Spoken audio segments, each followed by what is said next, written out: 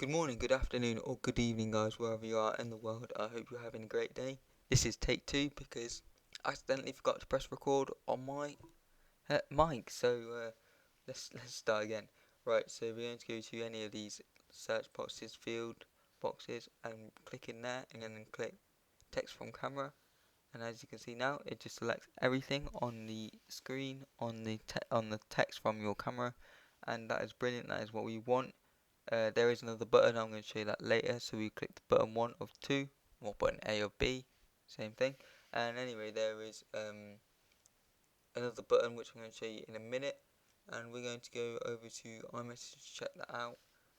So it's just to prove that it can work in any app with a search field, and I know everyone has iMessage.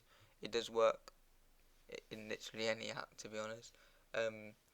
I've used it in StockX, I've used it on Instagram, Snapchat, iMessage. It's brilliant.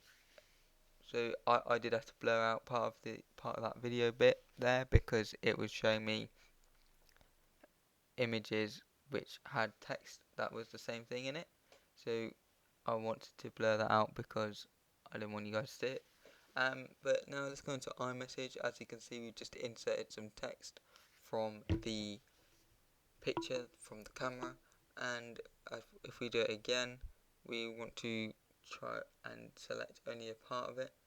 So this little button at the bottom right, which you can select it now, and it does stuff as small as that text wise. And if we try it on that piece of paper again, right, and we only want the first bit, you can select it.